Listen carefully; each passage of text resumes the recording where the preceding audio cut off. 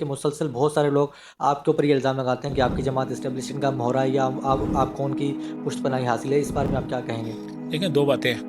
پہلی بات تو یہ ہے کہ اگر کوئی یہ کہے کہ یہ پاکستان کے اداروں کے ساتھ ہیں، تو میں کہتا ہوں کہ ہر پاکستانی اپنے اداروں کے ساتھ ہے، اس میں تو کوئی مسئلہ نہیں ہے، ہر پاکستانی اداروں کے ساتھ یہ تو اچھی چیز ہونا ہے، چاہیے، لیکن ہونا چاہیے۔ ادارے سیاسی اچھا، جماعتوں کے اب ساتھ کیوں؟ اگلی بات ہے کہ سیاسی جماعتوں کے ساتھ اگر ادارے کھڑے ہیں تو میں کہتا ہوں اس کا نتیجہ یہ ہونا چاہیے تھا کہ بلدیات میں ہمیں کوئی سیٹیں مل جاتی، ہمیں کہا جاتا ہے کہ جو آپ کی جماعت ہے مرکزی مسلم لیگ، یہ اہل حدیثوں کی ایک نمائندہ جماعت ہے، پولیٹیکل جماعت ہے، ان کو ایک پلیٹ فارم ہے کہ کیا آپ اس بات کو پہ یقین رکھتے ہیں یا یہ محض غلط فہمیاں یا افواہیں؟ دیکھیں، بات یہ ہے کہ ہمیں ہر ایک کا ووٹ چاہیے۔ اگر آپ ایک سیاسی جماعت ہیں، ہر ایک کا ووٹ چاہیے آپ کو، اور اس کے اندر جتنے بھی پاکٹس آپ کے قریب آ سکتے ہیں آپ ان کو ساتھ جوڑنا ہے۔ آپ پاکستان کی سیاست میں اسٹیبلشمنٹ کی مداخلت کے حامی ہیں یا ان کے مخالف ہیں؟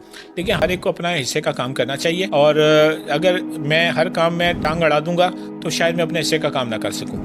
اسی طرح جو ہمارے پاس آپ لوگوں کو فنڈنگ جو آپ یہ کر رہے ہیں سارے فلاحی کام اور جو اپنی یہ جماعت چلانے، اس کے لیے فنڈنگ کہاں سے ہو رہی ہے؟ دیکھیں، دو طرح کے کام ہیں۔ ایک کام یہ ہوتا ہے کہ ہمارے پاس جو فنڈنگ ہے آڈٹ ہوتا ہے باقاعدہ، جو ہمارے ٹرسٹ رجسٹرز ہیں، ادارے موجود ہیں حکومت پاکستان سے، ان کا پراپر۔ ایک چیز پہ حیران ہوتا ہوں کہ یہاں کراچی میں، فیڈرل بی ایریا میں، ملیر میں لوگوں کے گھروں پہ پانی نہیں آ رہا، لیکن آپ نے بھی دیکھا ہوگا، میں نے بھی دیکھا، ٹینکروں سے بھر بھر کے پانی بک رہا ہے اور یہ کروڑوں اربوں روپے کا کاروبار ہے۔ تو یہ ہمارے ادارے اتنا ظلم ہوتے ہوئے کس طرح دیکھ رہے ہیں؟ ہماری اسٹیبلشمنٹ کی تو مداخلت ہوتی ہے، سب کو پتہ ہے، وہ لوگ بھی کوئی نوٹس نہیں لے رہے۔ وفاق میں جیسا آپ نے کہا کہ وفاق نے تو ان کو بولا کہ سندھ تمہارے والے، جس طرح لوٹو، تو ادارے تو کم سے کم دیکھ رہے ہیں، وہ لوگ کیوں مداخلت نہیں کرتے؟ کراچی کے نوجوان ڈمپروں کے نیچے مر رہے ہیں، گٹروں میں آ کے مر رہے ہیں، انہیں پانی نہیں مل رہا، انہیں روزگار نہیں مل رہا، وہ بائک کیا چلا رہے ہیں، اتنی مشکل اور محرومیوں والی زندگی پھر آپ ان سے توقع کرتے ہیں کہ وہ ریاست کے وفادار بنے، وہ کل کو اسلحہ نہ اٹھائے، وہ بدامنی کی طرف نہ جائے۔ تو یہ ادارے کیوں نہیں نوٹس لیتے اس چیز کا؟ دیکھیں، پہلی چیز میں پیپلز پارٹی کی کروں گا کہ محرومیاں نہ ایک جیسی ہیں، سندھ میں بھی، نوابشاہ میں بھی، لاڑکانہ میں بھی، کراچی میں بھی۔ آپ نے ٹینکر کی بات کی، بلاول بھٹو کہتا ہے کہ بلاول ہاؤس میں بھی ٹینکر۔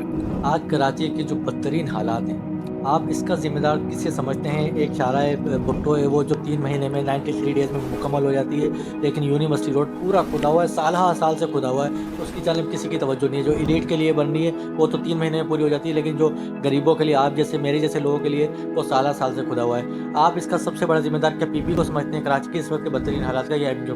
دیکھیں، میں نا ایک بڑی کھلی بات کرتا ہوں، میں کہتا ہوں کہ واضح ذمہ دار تو پیپلز پارٹی ہے کہ جس نے روشنیوں کے شہر کو لگاتار محنت کر کے تباہ اور برباد کیا۔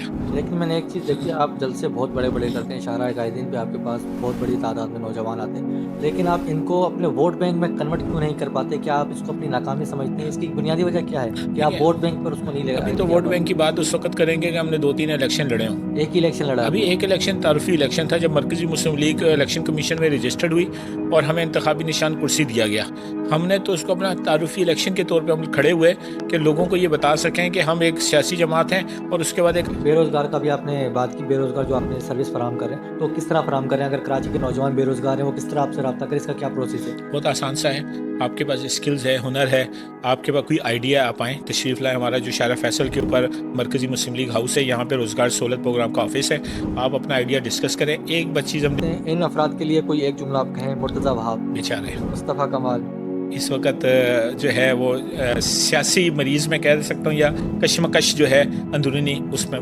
پھنسے ہوئے۔